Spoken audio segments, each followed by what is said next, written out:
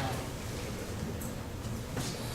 And then there's one other item that I wanted to bring up. I gave you the packages that I had sent to you via email last week about the legislative updates. And if there's any questions about that, or if you want to go into more detail about it, we can certainly do that in December. There's one that I do want to point out that I just want to take this opportunity to let people know about it, is that the state passed a session law that extends certain development approvals. And basically what the state did was they stopped the clock on all levels of building permits, subdivisions, site plans, etc., and said that wherever you were on a certain date, which is actually backdated, I don't remember how far back, January 1st, 2008. Anything from 2008 through 2011 basically is, the clock is stopped. So where typically a building permit for us would expire after 6 months, it doesn't expire. And if it gets started in this period, the clock doesn't start running on it until that 2011, December 1st, 2011 date.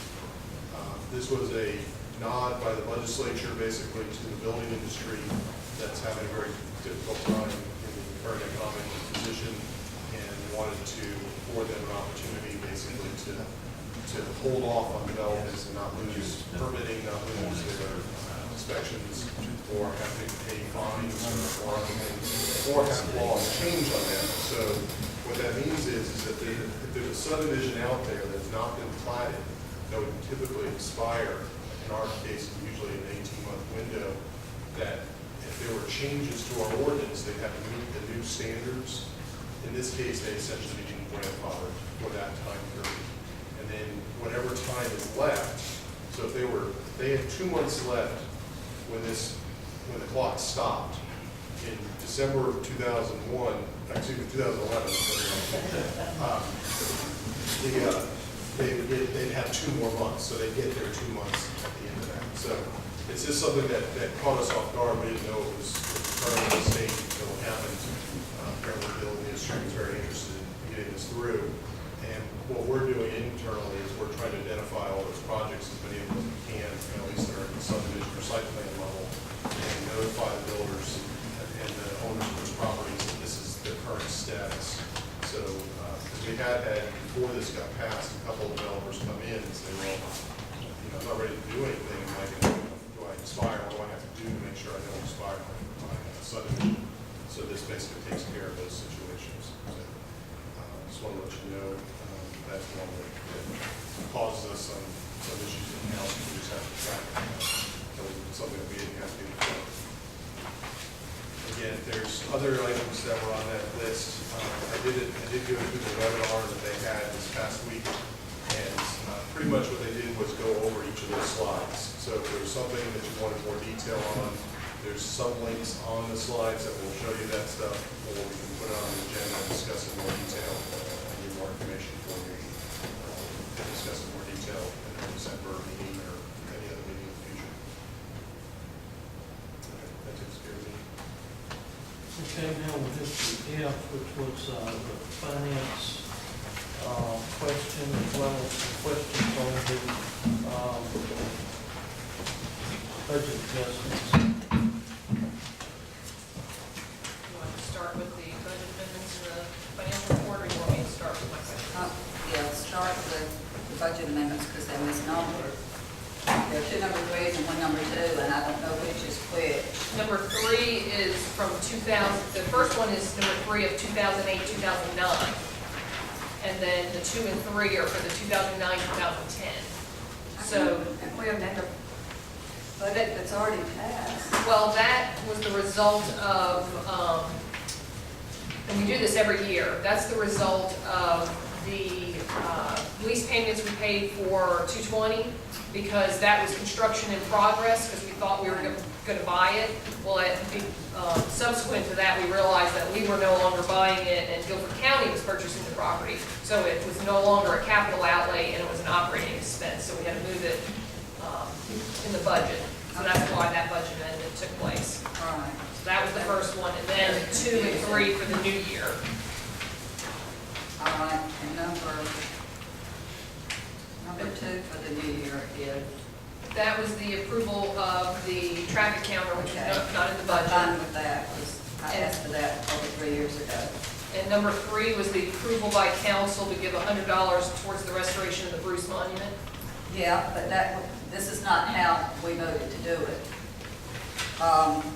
In the minutes, it says that Flowers made the motion to approve, and that the money was coming from funds raised by the committee from raffle sales to help offset the cost.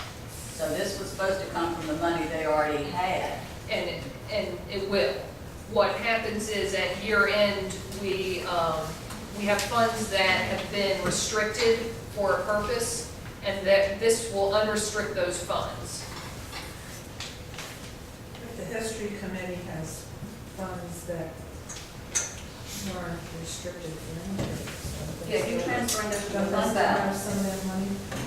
Yes, they have the money, that's, we have, It wasn't designated for anything, as part of it towards the, getting the historic designation in June, to make up the difference between what they collected and what. yes, which they pretty much collected the entire amount there, so they won't. But yeah, the agreement was that anything that they were lacking would come out of that fund, Right. as well as this one. What we do at year end is that anything, we look at what's been designated, what's been spent, and we adjust those accounts at year end. So this would be an instance where they've spent some of that money. So at year end, we have designated accounts for historical and, because there are lots of items that may be in the budget, for instance, the 2,500. The 2,500 was in the budget, it was approved as part of the budget, and it was approved against fund balance, but what happens is those funds then become undesignated at year end. So we have designated funds, and so that adjustment happens at year end. So next year, when we do the reconciliation for the auditor at year end of which funds are still designated, that's a 1 year, one point at the end of the year that we do that. Okay, so this doesn't change No. what we voted on No, last time? it does not change Okay, that. all right. We just undesignate those funds at the end of the year, because throughout the year, there are plenty of items that are done in the budget that will then, council has decided to undesignate those funds at year end. Okay, all right, I got you now. A few questions on the financial report. We have a new web service now. Yes. Yes. Scott Levin's no longer doing our website. What is, I noticed we spent $2,000 on the new website setup. What is it going to cost us per month with this new person?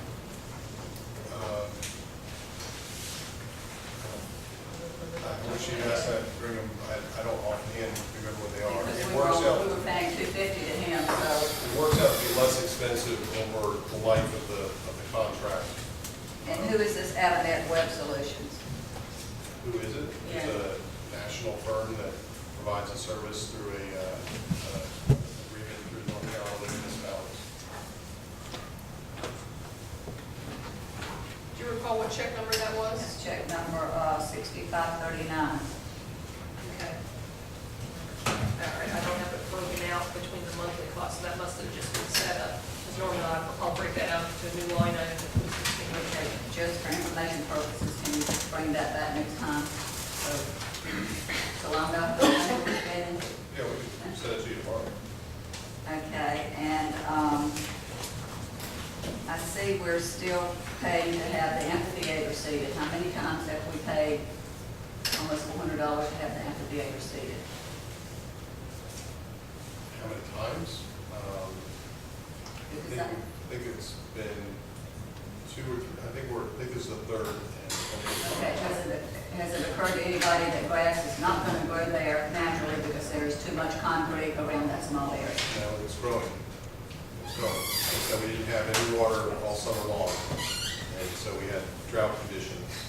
Okay. And we put a whole bunch of people on it in the end of August, which damaged it. And then, as with any grass that's going to be maintained, you need to seed it in the fall, so that was the seed So in the fall. after the third time, $371, we're going to have grass this time? There's grass now. Okay, good, all right. Institute of Transportation Engineers Trip Generation Book, $371.